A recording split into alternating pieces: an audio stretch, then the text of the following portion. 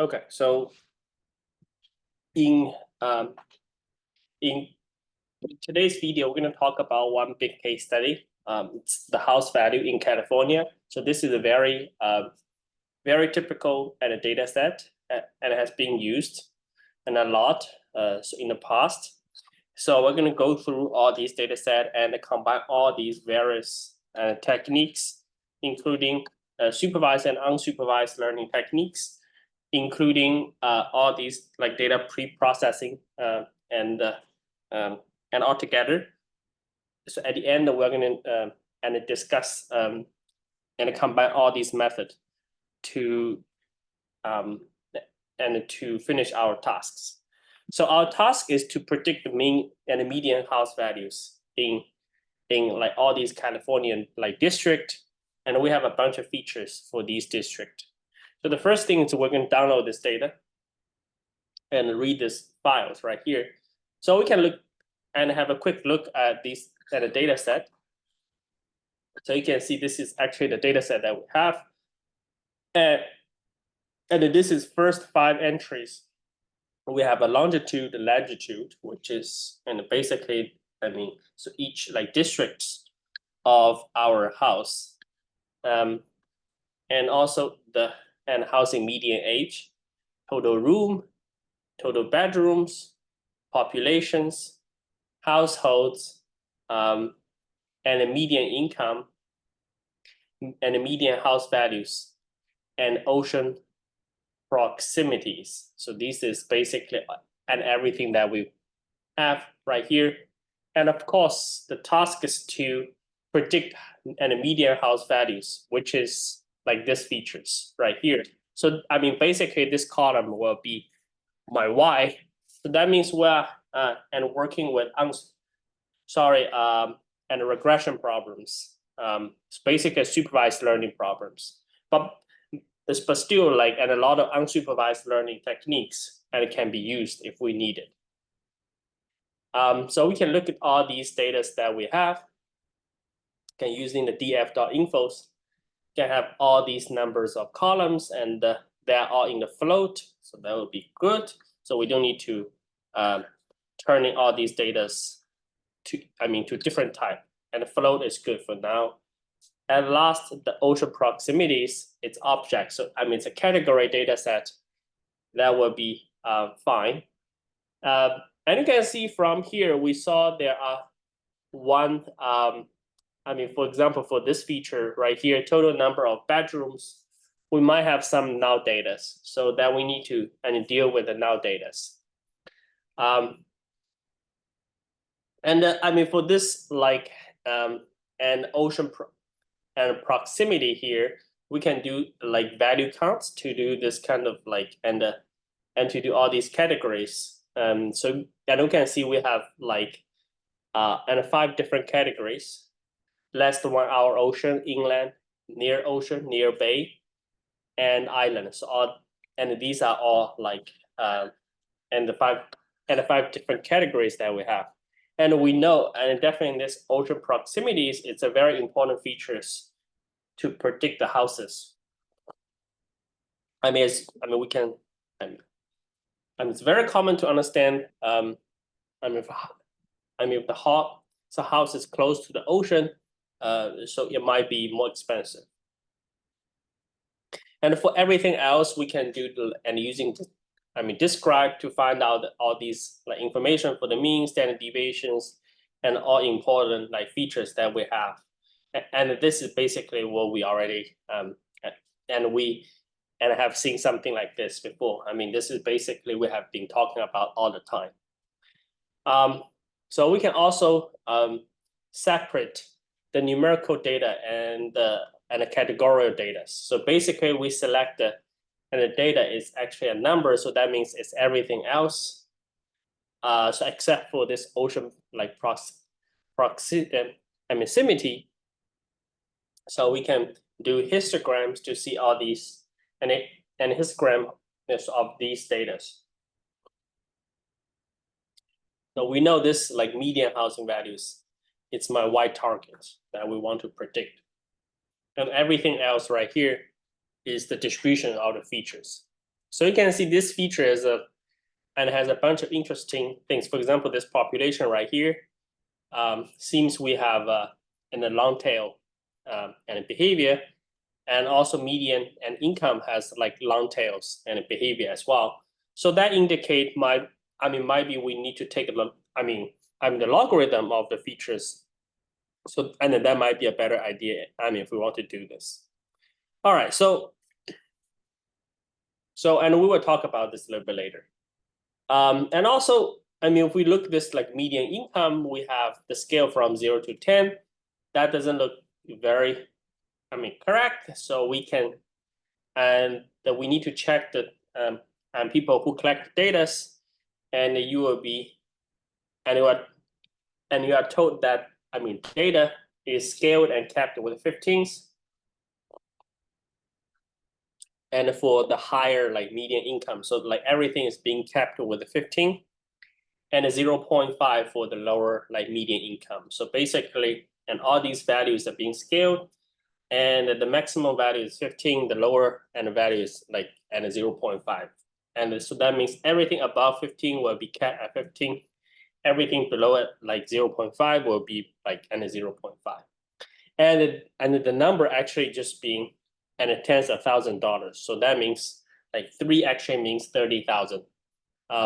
So that means like and 15 is like and 150,000. And also the house median age and house median and median house value are also capped here. So you can see it actually capped right here, and the house and the house median age is being kept. I think it's 45 or 50 right here. So, but the issue is right here, and our y, which is our target variable, is capped, I think, to 500,000. So this could be a serious issues. If we want to make any predictions, because and your like machine learning models may learn this, and prices never go beyond that limit, but we somehow artificially set this limit to $500,000. And also, as I said, many like histogram shows, and they have heavy tail and behaviors. So that means I'm extend this like much further to the right of the medians than the left. So this actually thinks we need to take the logarithm or take some other transformations to transform into like bell shape. And that would be like unnecessary and procedures that we should and take care of this. All right. So, and what we do, and we can also work with the categorical data set, and we can plot the like bar plot for the categorical data set. So this is the plot for the categorical data set for the ocean like proximities. You can see most of like and houses are either like inland or like and within 1 hour of oceans. There are some others in the near base and the near oceans. There are very few inland. So of course we need to set up the data. So like everything like before is just like very crude and the data pre-processing. And before we do any process we need to create testing data set. So we do like train test the split. We do the train and test and split to 20 and 80% and a split. So we have a 20% of testing set. So you basically have a 4,100 test set, and a training set that will be 16,500 and a training set. So what we do is, we need to do some exploratory like data analysis. So the first thing that we do is we need to discover and like visualize the data to gain some insight. So this is very important. So we only even during this like an EDA process, we only work on the training data set. We are not going to work on the testing data set. The testing data set is only being worked and used once, and and that would be the cases. So if the training set is very large, you might and want to some like an example, some explorations in a data set, and you can just see and or make some manipulations easily fast during these phases. In our cases, this is we only and our training data set is like and it's 16,000 and a data set and which is quite small, so we can like and work on that like directly. However, this will not be the cases for the next homework, because the next homework you're going to work with much bigger data set. With a much bigger data set, you might need to like sample a subset, and then you can do some EDA process. So this will be quicker. So the first things we have like longitude and the latitude, so you can have and visualize this geographic data. So you can just like scatter all these dots with the like longitude and the latitude, and you can see this is actually roughly and it looks like California. So in fact we can do better. So we can plot and all these and the data with the radius, and the radius actually and represent the populations with option of S, which is the size, and the color and represent the price. So that means and the higher and it's more close to red and the size will be close to the and it will be related to the populations. So you can not only include the longitude and the latitude. In the meantime, you also include the populations, and you have include the median house values. So this gives you some good idea and what kind of things you are working with. So this is basically a picture of what we're having here. So you can see we have like big clusters of the housing values. We have a cluster of the Bay Area, and then we have a cluster of LA area, which makes perfect sense. So that means if our house is close to those like city centers, it will be more expensive, right? And also and from the circles, you can see this is actually, and this circle is getting bigger if it is close to those like city centers, because and big cities has like larger populations, obviously. So this is very important. So basically, this tells you the house price is related to the location and the population densities. But that means you might want to using some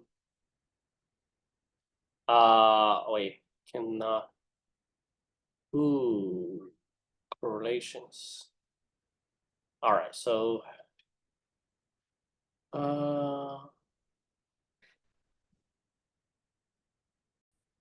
okay, so so this should be like numerical data, so that we can take the correlation. Since we cannot just directly take correlations of for the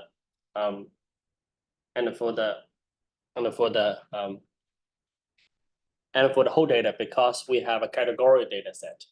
So then once we calculate the correlation and the matrix, we get this like median house values, and we want to see which one has the most correlations. So we can have a good idea. So what we can do is we can just sort the values and in a decreasing order, so we can see the median income and actually has the most contribution right here, and also the total rooms has some contributions, and the most negative contribution is from the like latitude. And you can see for households and the total numbers and the total like bedrooms, they don't have much contribution right here. And we can also plot this out with plotting the scattering matrix with these and the features we have: median house values, median income, total numbers, and the housing median ages. So these are the top four features that could be like related. So once we do this and a scatter plot, you can see this whole things. And for example, this and the median house values and the median income is roughly like has been shown as like has a linear trend right here.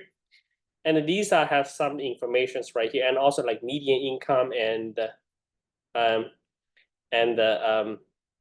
sorry, the and everything so else it's like pretty much noisy here. But you can see for and for this particular ones, it has some informations about like looks like and the linear scales here. So so you can see right here, the most promising attribute is the median income. So we can do more clear and a scatter plot. You can see this is and a scatter plot for the median income and the median like house values. So we have some like big observation right here. So the first thing is the correlations with these two features is very strong, and you can see we can have a very clear upward trend, and also some like attribute has like skew like right and the distributions. So and we might want to like transfer that, and you can see right here for the and the median income here. So it probably has a long tail here. So I mean it could be a good idea is and that we need to transform the data here. And also this price is kept to like 500,000 here.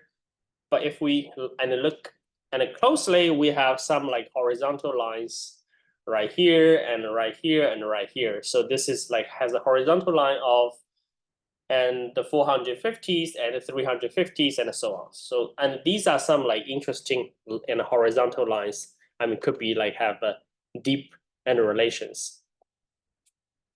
Okay, so I mean this is just a stage of EDA and just give you some idea about this data.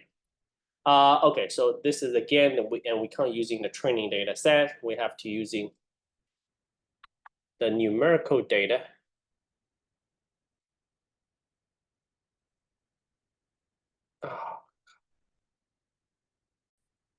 So here, so you need to add one more line to indicate that we're only focusing on the numerical data. So that means we only select and the numerical data with the training data is to specify it has the numbers there.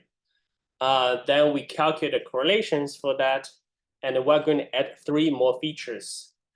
These will be the rooms per house, which is total, and the total rooms divided by and households, and also and the bedroom ratio, which is total and a bedroom and divided by total room. And so on the first one, we only have the total like rooms in the district. Could be like not very useful because we don't know how many households we have. So what we really want is the numbers per household. And the second thing is, and you want to compare with the number of bedrooms versus the like total numbers of the rooms. And at last we have and the population per household. Could be a very important like and contributions here. So this have a good idea and how many people actually lives in one houses. So after this transformation, in fact, we can see this like new features. For example, this bedroom and the bedroom and ratio turns out it has much more correlations than the median house values than the total numbers of rooms of the bedrooms. So this ratio actually matters, and it has a like negative and effect. So that means has a lower ratios and tends to be more expensive, which makes perfect sense. And also the numbers of the room per houses is also more and it contains more information than total number of the rooms in general. As we can think about the larger of houses, the more expensive it will be. But of course, this is a very simple explorations of the data. But and this is just give you some quick insight of the data before you and start to prepare this data. So this is basically your EDA process. Okay, so And the first thing that we need to do is we need to drop out this like the y values, and that will be my and my features. And then we're going to passing this y values into the labels that we want to predict. So the first thing that we need to be careful here is and we see this like total bedroom has some missing data.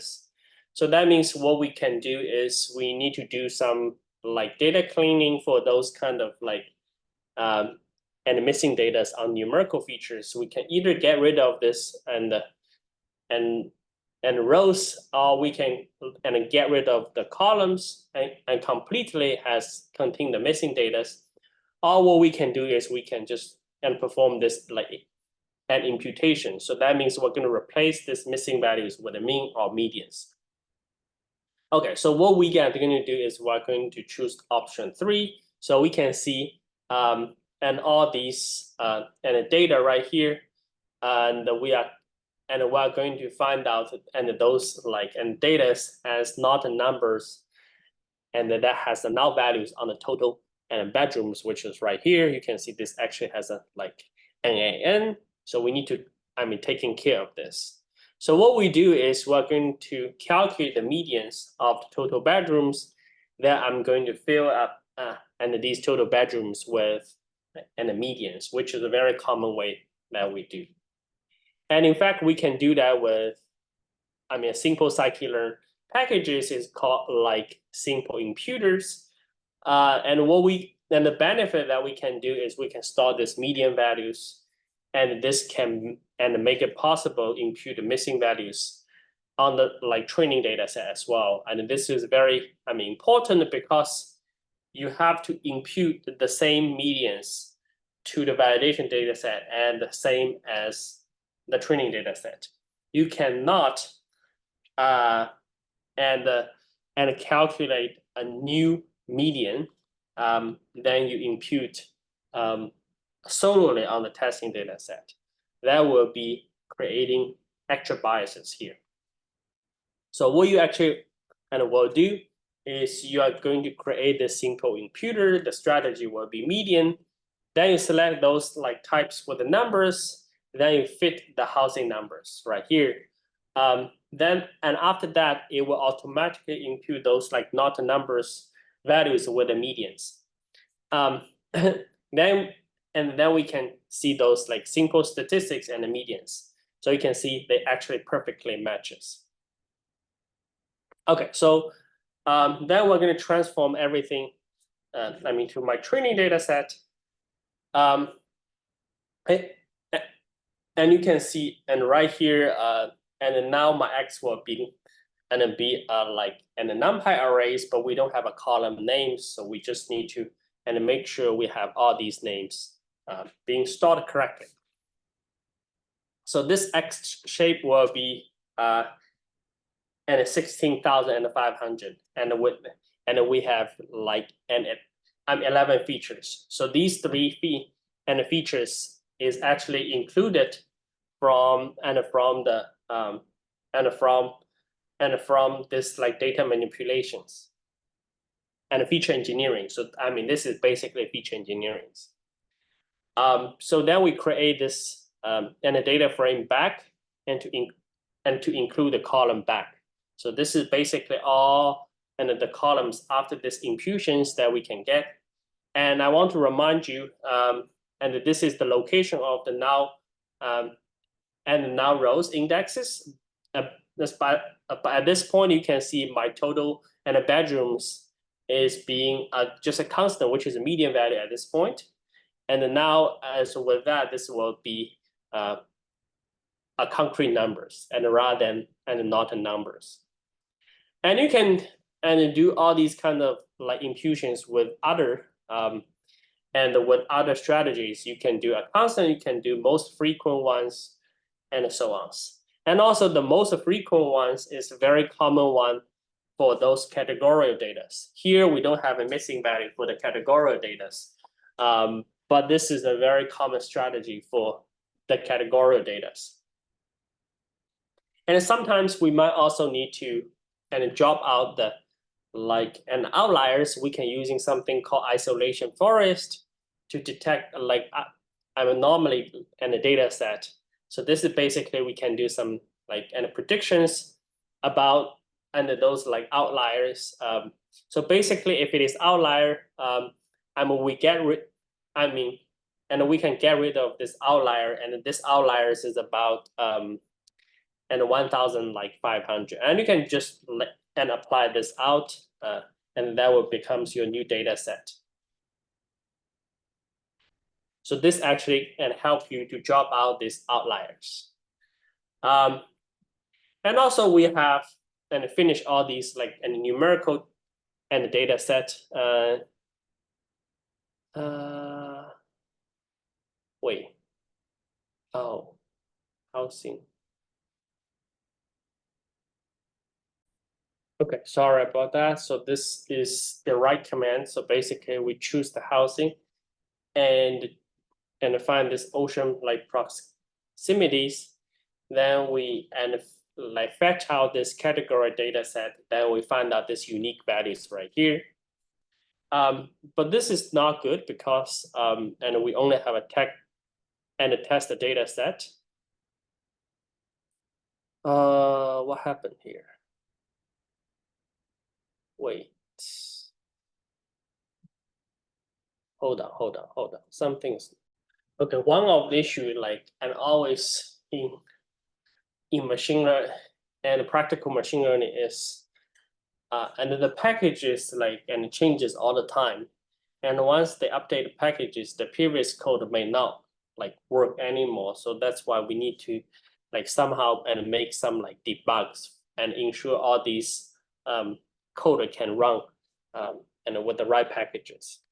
So like we are going to put like this way like this. We are going to add and one bracket to ensure this is actually an appended and a data frame. And with a panda data frame, you can do like an ordinal like an encoder that to encode all these texts into numbers. And what does that actually means? And for example, for the first 8, and the categories will be near ocean, near bay, and so on. And the corresponding and encoder will becomes 44301310. And my dictionary is being like this. So basically, and this will corresponding to 0, this will corresponding to 1, and so on. So this is basically we are turning the texts into the numbers. But that's like not enough. And the actually and the one that we should be working on here is we should and if we like and using this like ordinal encoder, that means we assume the nearby and values so will be more similar when the distance value, for example, and 0 and 1 is closer than the 0 to 2. But that's not the cases. So in this category data set, so that means we should be using one-hot encoding instead. And sometimes it's and also called like a dummy encoding as well. So and here we are using this like one-hot encoder here that we can do this fit transforms for this and a category data set. And after we do this like one-hot encoding, it's automatically in the sparse matrix output. And that means we are going to turn this into an dense like NumPy arrays. And that will be something that we're going to include that together. But you have to be careful if, that category features has a lot of like unique categories. This one-hot encoding will create a very large number of input features.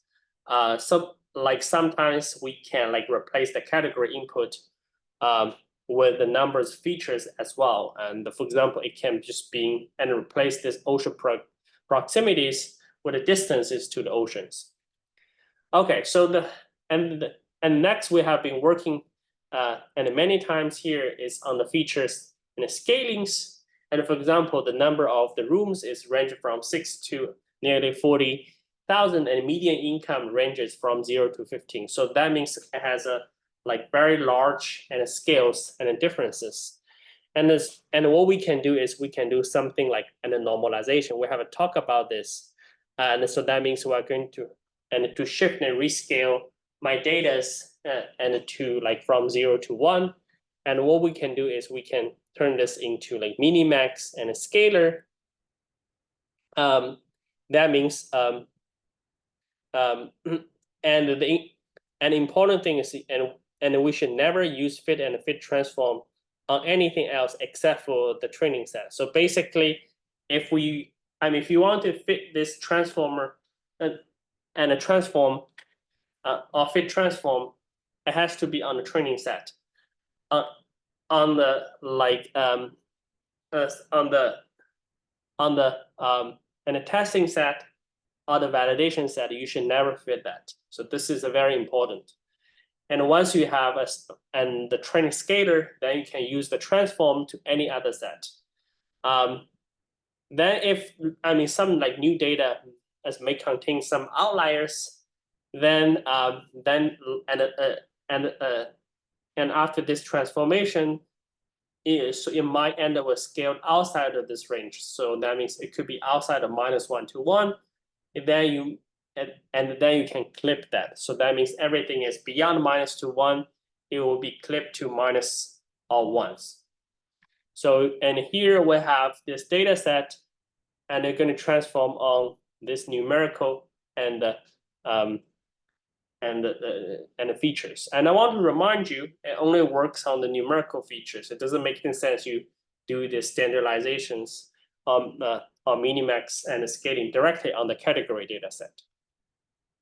All you can do is standardization, which is a very common way, is just like subtract mean and divide by the standard deviations. So you do the same and the procedures, if you need it.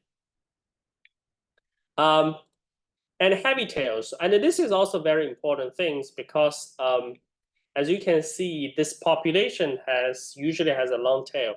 I think we have been talking about this for many times in the feature transformations. If you have a heavy tail, you can like replace with a square root, or you can raise the power and between 0 to 1s, or you can like and apply the logarithm on that, or you can just like taking the bucket rise of features. Like either will be fine. However, here, for this population, we know this is long tail, and we're going to take the logarithm directly. After we take the logarithm and we plot the histogram, then we find out the histogram of the logarithm of population actually looks like an Gaussian, which is really good. So we're going to apply this logarithm.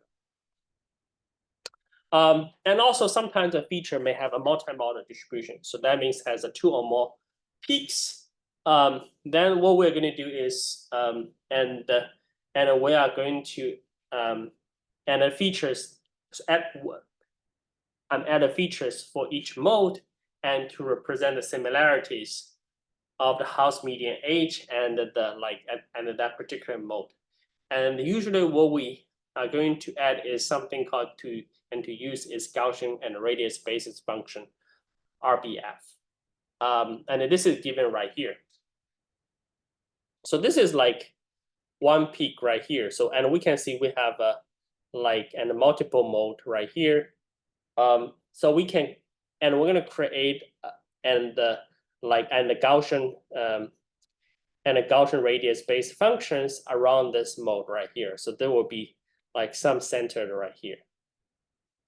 All right, so and also and this like target values, and you might be and you might need to be transformed as well. So this is very important that you transform this like labels as well. So this is one thing that you have, and sometimes you need to keep in mind, but you have to be careful because and you don't want to and forgot this inverse transformations and after that, because once you take the standard scalars on this and Y features, you can just simply try some linear regressions with the median incomes. So you basically fit and the fit the features with the median incomes and with the scale labels, which is my, y is after the, scanners and the standard scalars. And what you are going to get is, and you are going to make some like predictions. It's very, very important to inverse the transforms to this target scalars. And otherwise, you are getting completely wrong, because my prediction will be something like 0.26 or something like this. It doesn't make any sense. That will be the price of the houses. In fact, you have to make sure to apply this inverse transforms after take this inverse transforms, all these values becomes like much more reasonable. It's much closer to those like housing values.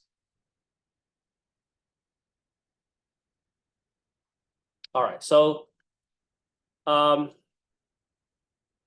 me just quickly run these things.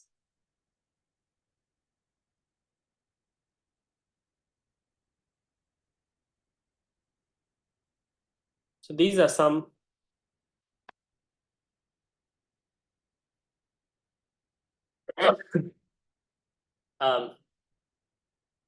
and in practice, like all these things will not be enough, because you are going to and actually, so you need to write your own tasks, like to customize all these transformations, clean up all these things, and combining and all these features.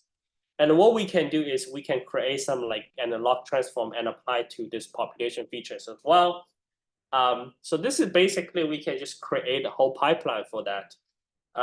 So when you're using something called function transformer, so for example, and specifically for this like function transformer, that will be log transformer. So we transform the population here. And of course, we can take some hyperparameters if we want to make tunings if we need it. And here, as I said, we're using like create a transform that is actually compute the like some like and the same Gaussian RBF similarity measures. So right here, so this is basically, and we're going to and create like RBF kernels with a gamma equal to 0.1. So this is some parameters, and we like that. And the preset right here. So this is basically, we are going to center everything at 35. So this is like H similarity 35 of this like similarity functions approximate by the Gaussian RBF. So this is some function we can and create it. And also, if you want to pass it with an array of two features, you can measure the 2D distances to measure the similarities, because we have all these like like longitude and the latitude. You can actually to measure the similarities and the distance between these two and 2 points. For example, this is in San Francisco's coordinate right here.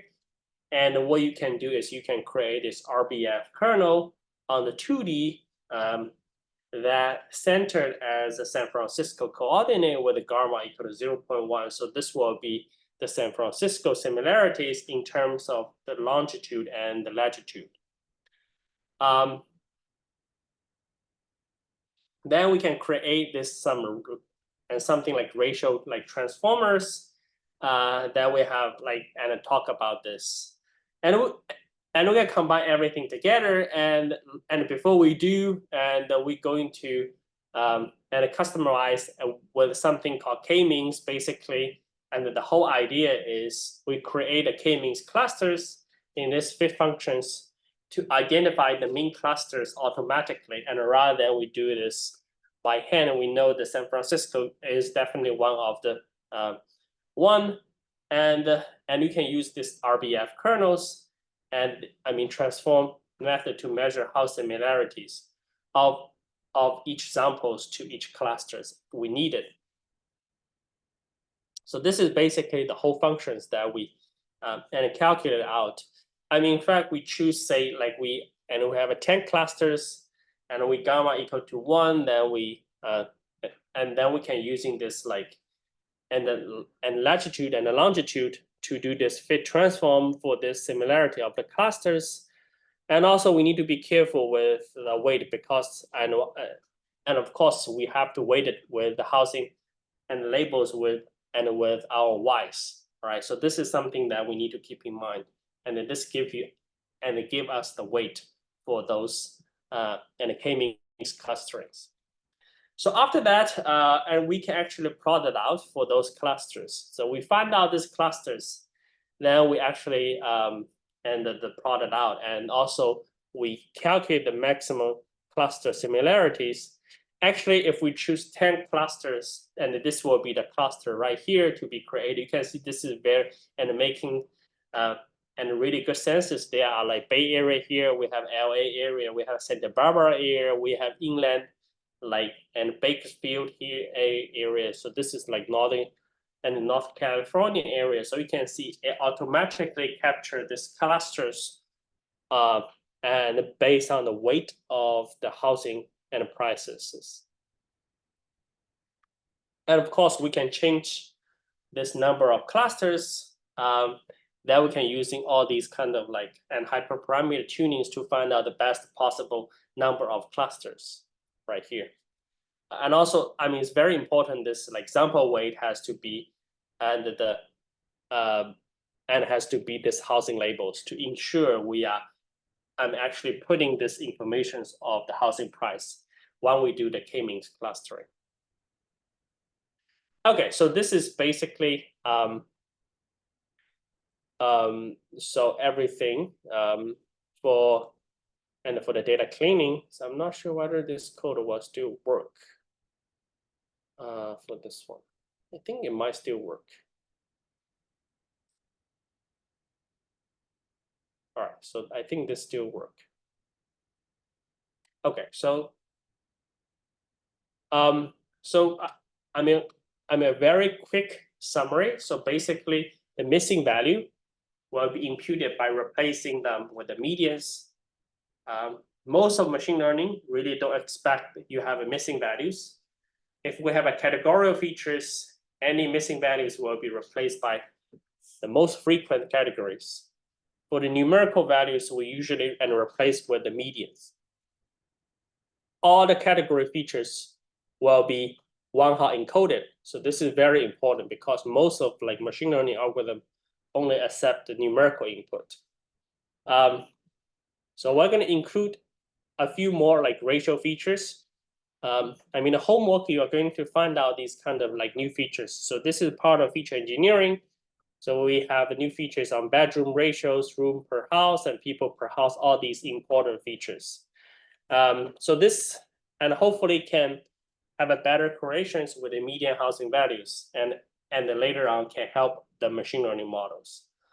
And also we're going to add some like a cluster like similarity features, and this will be useful and to model other than using the latitude and the longitude, because the cluster similarity has a better informations than just to have like specific locations of the houses, because clustering and usually all these houses values as based on like different clusters. So this is something that is very intuitive.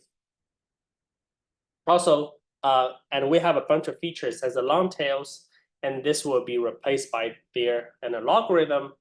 And because like most of like models like the features to be roughly uniform or like Gaussian distribution. So this is something we haven't talked about this before. And also very important part, all the numerical features should be standardized because we want to make sure everything should have the same scales. And this is purely optional. So this is basically, we can use pipeline to execute all these things orders and automatically. So here is the proposed, and you can actually look into this like and the scikit-learns to have more information for that. So we have column ratios, we have a ratio and pipelines, we have a log pipelines, we have a cluster similarities. When I talk about this, we have a number of and a default number of pipelines, which is using like a simple imputers. and we also will impute this like categorical data set with the most frequent and the data set as well. These are all the orders of the pre-processings. So we have the bedroom ratios, and I think it's right here. Yeah, it's right here. So we do the bedroom ratios, room per houses, people per houses, take the logarithms of all these total bedroom, total rooms, population, household, and the median income.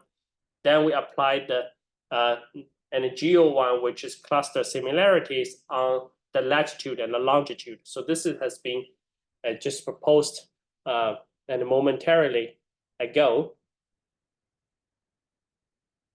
And then we and this is and a categorical pipelines to make sure, and everything being and a one hot encoded, right? So this is very important. All right, so this is the whole things and being processed.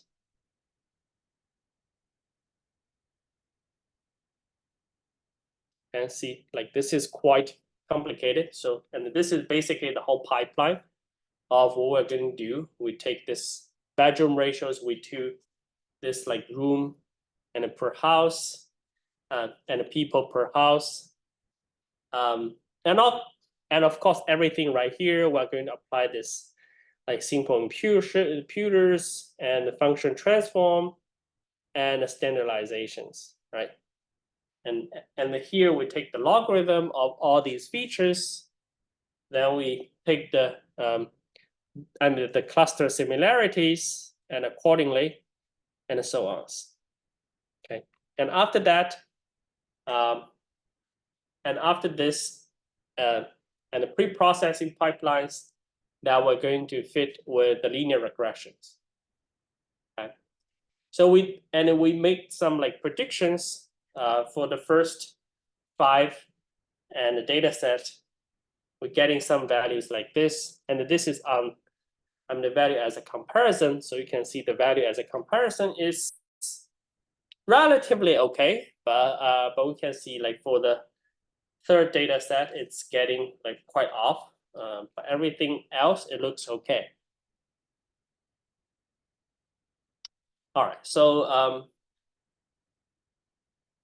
and we can calculate the errors and accordingly. So this is basically, and we can do this like errors like and we're getting the errors about like 23%, and some is like as low as 10%. So here, and we can like add and using the mean square errors, and sometimes it's not a good idea to using mean square error. I mean, depends. I mean, for the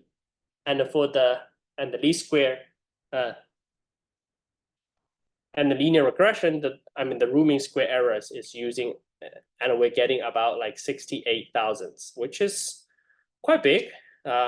So, and let's try something different. We can try the decision trees if we need it. But the issue is if we try the decision trees, somehow my train and the rooming square error becomes 0. That's a clear sign of overfitting. So this is bad. So what we can do is we can using and to find out the best trees and using the cross validations. We have a talk about this and before. So here we can using this like and the rooming square errors as our like scoring. So we can do this in the calculations.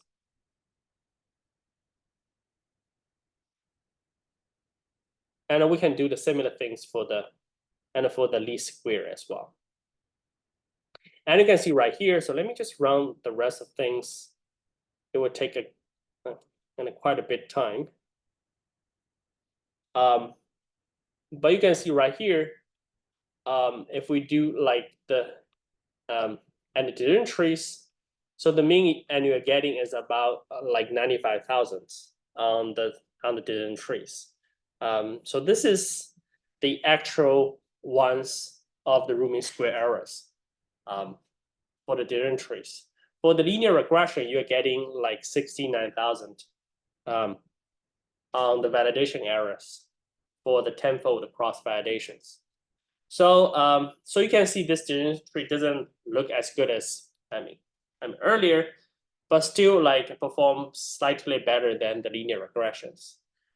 But that's just like, and it's marginally better, but still like it's pretty bad. It's obviously overfitted. So that means we still need to find out the best and parameter for this like decision tree situations. So we can do this like in a random forest. So basically like in the random forest, train many decision trees and average out their predictions. So with the random forest, it will be much much easier and it's better and chances to be and it won't be like overfitted. So it will be and much better. But this whole thing will take like a little bit more time. But you can try other methods, for example, SVMs and other like methods, like neural networks if you need it.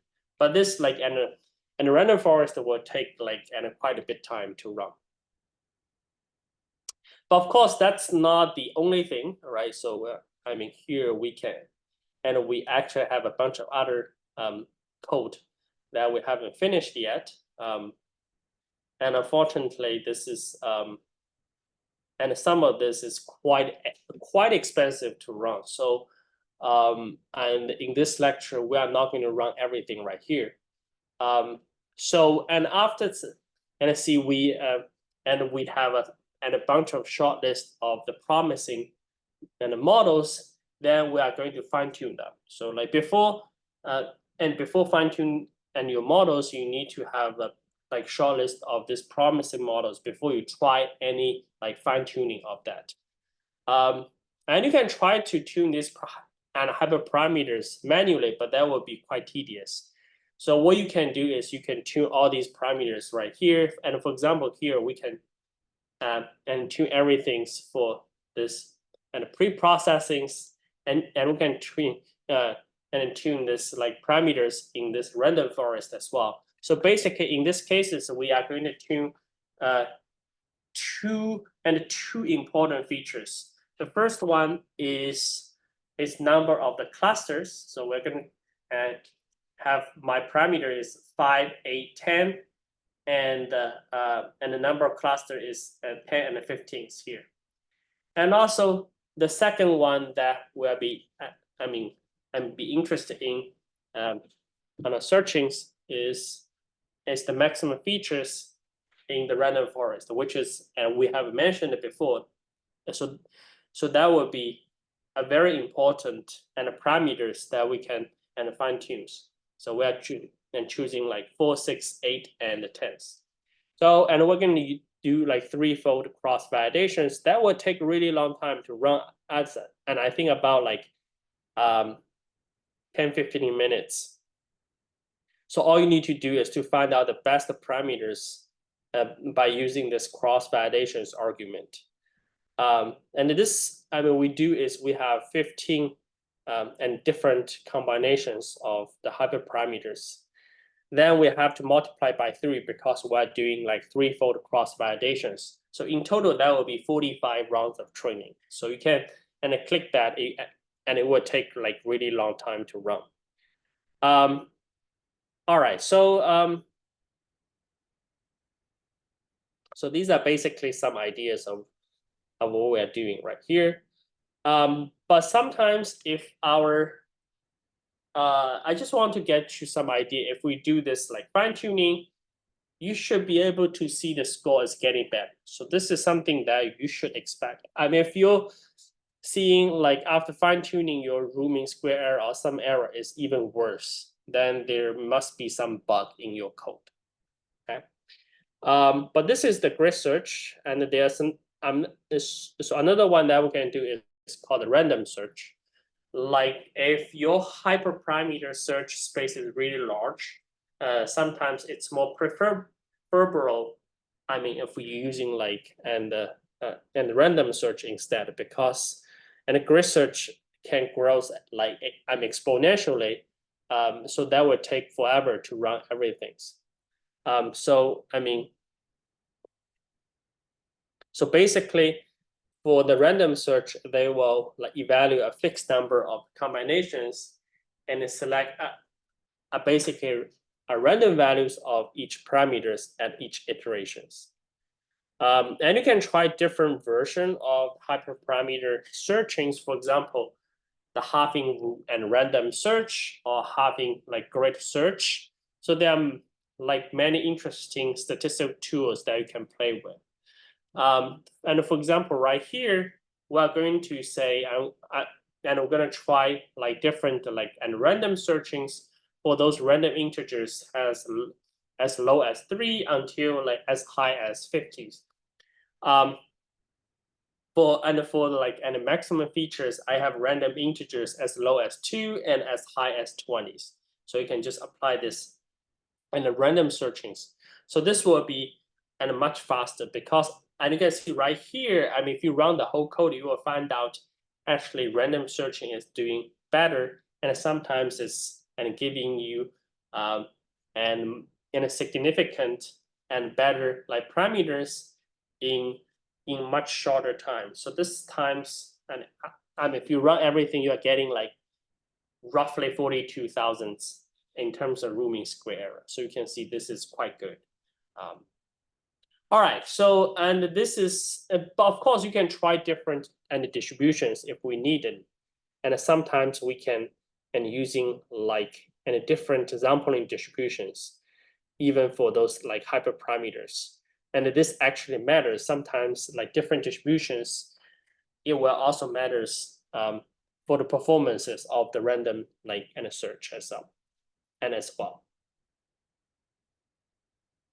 All right, so that's basically everything I want to do. So I didn't run everything right here, and it's not, and we haven't run everything and out. But once you run everything out, then you are ready to evaluate on the testing data set. Everything before that, it's actually, and you should never using this, test the data set. And you can only using this test data set once, just once for all. And you should not be using this test and data set during any time in the training processes. So this is very important. So this just gives you some like ideas of the results. All right, let's see whether this result has been run. Okay, so this is getting 40 and 46. So you can see this is significantly better than the entries and the linear models. This actually runs really, really long time. We're not going to run this. But let's see whether I can run this part.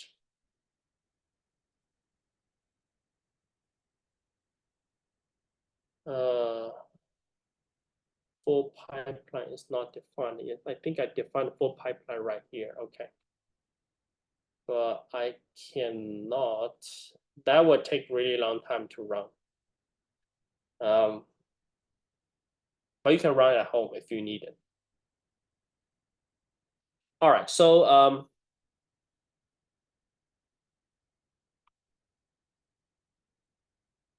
okay, so I think that's everything I want to talk about here for this cases. In fact, this is just give you some idea of the case studies on very concrete and on the realistic data set. In the homework, you're going to work on the similar data set that we have been talking about in the beginning of the courses on a much larger data set on the California and a house data set. And then later on, you're going to work on something and then trying to beat and create some like new features through the feature engineerings and to beat the benchmark and benchmark and examples and benchmark scores from the auto MLs. So this is something that and we're going to talk about in the next videos and a little bit. All right, so that's everything I want to talk about today.